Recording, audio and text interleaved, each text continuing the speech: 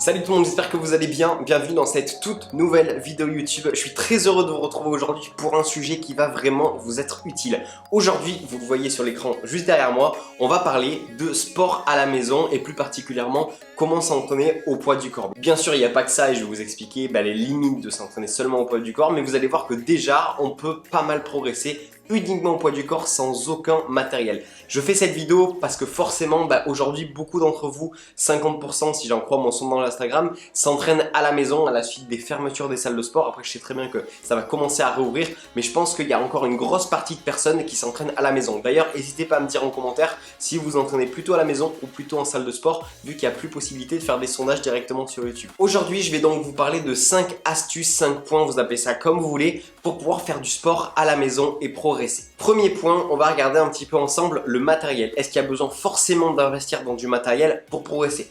Première chose, on va parler du poids du corps. Et avant tout, n'hésitez pas à aller voir sur mon Instagram. À l'heure où la vidéo est sortie, je vous aurai posté un réel où je vous montre quelques exercices que vous pouvez faire directement à la maison sans aucun matériel et qui vous permettront de progresser. Donc n'hésitez pas à aller le voir, mon Instagram s'affiche juste ici. Donc parlons un peu du poids de corps. Forcément, vous le savez, il y a des limites puisqu'on ne peut pas charger, on ne peut pas soulever une charge qui va être supérieure à notre corps. Bon, quand je parle du poids de corps, ça va être tout ce qui est pompe, ça va être tout ce qui est dips, ça va être tout ce qui est traction, qui sont quand même des basiques qu'on peut faire pendant très longtemps. Et moi à l'heure actuelle je continue à faire des tractions même au poids de corps et je continue à progresser de cette manière là.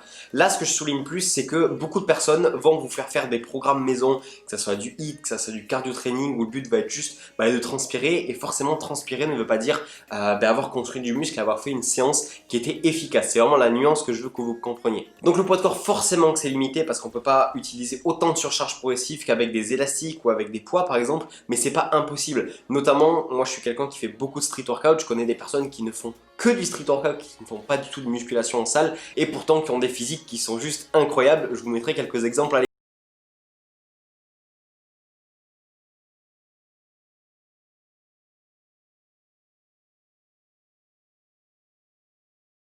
pour vous l'idée de faire du street workout et de se muscler de cette manière-là est un petit peu trop compliqué, à ce moment-là, on peut s'aider par exemple avec des élastiques. Les élastiques, pour une trentaine d'euros, vous avez 3 élastiques de bonne qualité et vous pouvez vous entraîner correctement à la maison. Après forcément, ça va être des exercices qui vont ressembler un petit peu à ce qu'on fait en salle de sport, mais du coup qui vont être un petit peu moins pratiques. Donc pour tous les pratiquants de musculation en salle, forcément lorsque vous allez passer sur des exercices avec des élastiques, forcément ça va être un petit peu moins bien et c'est vrai que ça peut démotiver.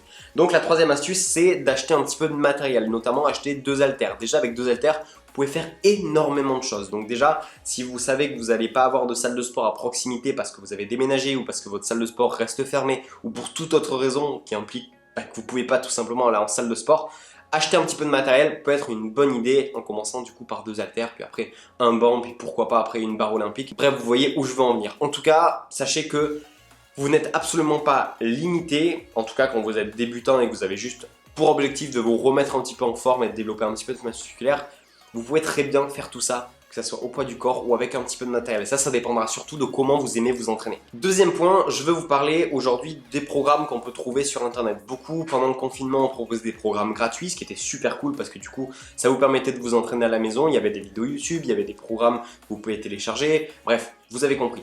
L'idée en fait, c'est que je veux pas dire que c'est pas bien de faire ça, mais un petit peu quand même.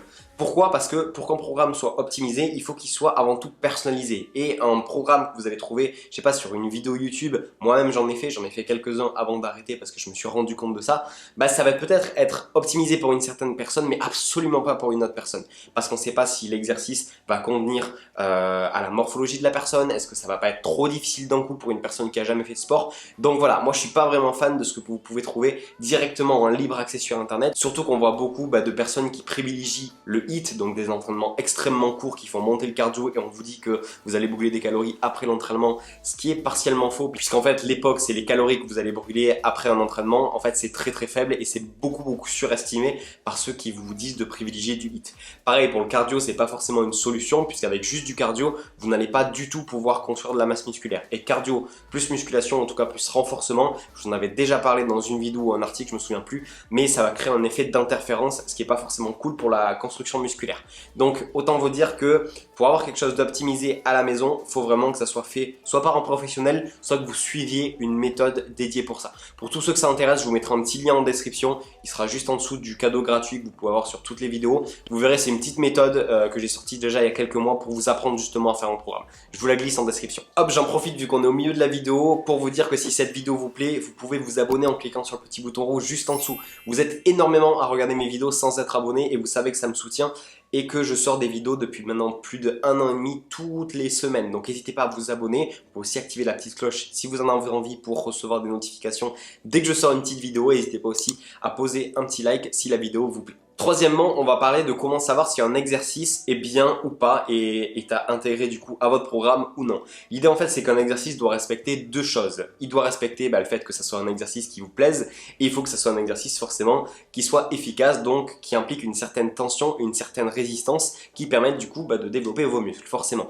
Par exemple, si je prends l'exemple d'un exercice pour les biceps, on va dire un curl biceps élastique, je vous mettrai une petite vidéo si j'en trouve une de moi en train de faire l'exercice, très vite vous allez vous rendre compte que cet exercice est plutôt bien parce que forcément, même avec un élastique, on va avoir une charge qui va sembler suffisante pour nos muscles, donc on va avoir des sensations, et en plus de ça, la tension qu'on va avoir sur nos muscles va être suffisante pour du coup venir créer une hypertrophie musculaire et c'est ça qui nous intéresse.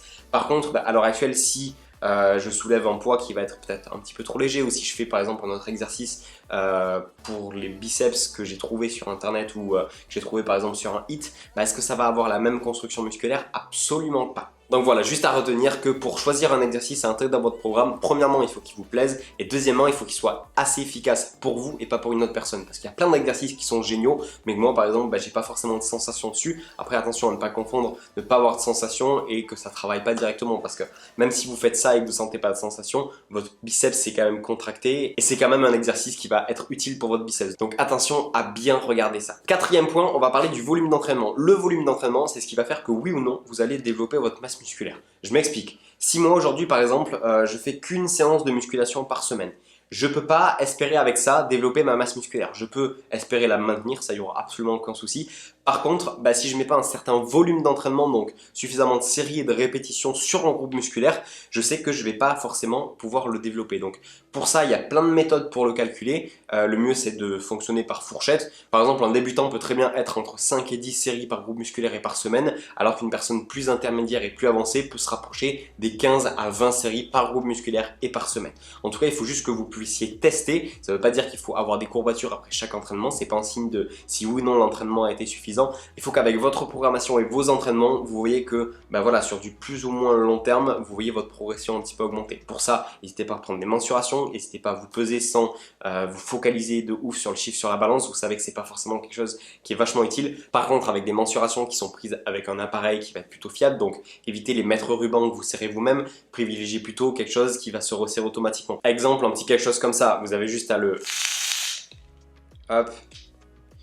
mettre autour du bras, à contracter ou non suivant comment vous prenez les mesures. Vous appuyez pour serrer et là par exemple du coup je suis à 34,5 de tours de bras en contractant. Donc à vous de voir si vous voulez contracter ou pas contracter. Là je l'ai fait vraiment rapide, mais voilà, comme ça je peux par exemple reprendre la mesure d'ici un mois pour voir si j'ai pu progresser. Si par exemple les biceps c'est un de mes points faibles, je vais plutôt les axer au début de mes entraînements et voilà, je peux voir en faisant un focus dessus si mon entraînement est assez efficace pour pouvoir justement les développer. Donc ce petit outil, il coûte rien sur Amazon, donc n'hésitez pas. Enfin, dernière astuce que je voulais vous donner dans cette vidéo, j'ai fait déjà une vidéo qui lui est consacrée entièrement, que je vous mettrai dans le petit i juste ici. On va reparler un petit peu de la surcharge progressive. Pourquoi? Parce que peu importe quel programme vous avez, si vous restez au même nombre de séries, au même nombre de répétitions tout le temps, avec le même nombre de poids, vous allez pas forcément bien progresser.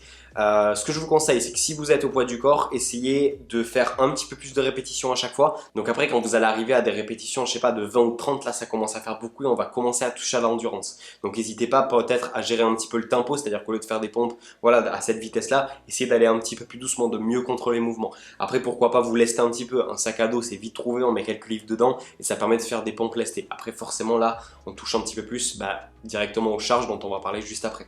Au niveau du coup de la surcharge progressive, au niveau des élastiques, pareil, à part augmenter les répétitions, diminuer un petit peu le temps de repos, augmenter le temps sous tension, vous n'allez pas pouvoir faire grand chose. Ce qui est vraiment intéressant, c'est quand vous pouvez faire de la surcharge progressive avec des poids. Et là, à ce moment-là, vous pouvez progressivement augmenter les poids en rajoutant des micro-charges de 1 ou 2 kg à chaque fois. Forcément, vous allez avoir l'impression d'augmenter tout doucement. Mais si vous faites le calcul et que pendant un an, vous faites ça, vous verrez qu'à la fin de l'année, vos progrès auront été juste énormes. Alors que si vous augmentez juste de 5 kg une fois tous les mois, forcément, ça ira beaucoup plus lentement. Après, forcément, vous pouvez aussi augmenter le volume d'entraînement en mettant plus de séries, plus de répétitions, plus de séances d'entraînement tout court. Ça, c'est une méthode qui peut être aussi très efficace. Et après, vous pouvez aussi toucher un petit peu au temps de repos si vous sentez que vous le pouvez. Ne vous crevez pas, essayez de faire 30 secondes de repos en moins.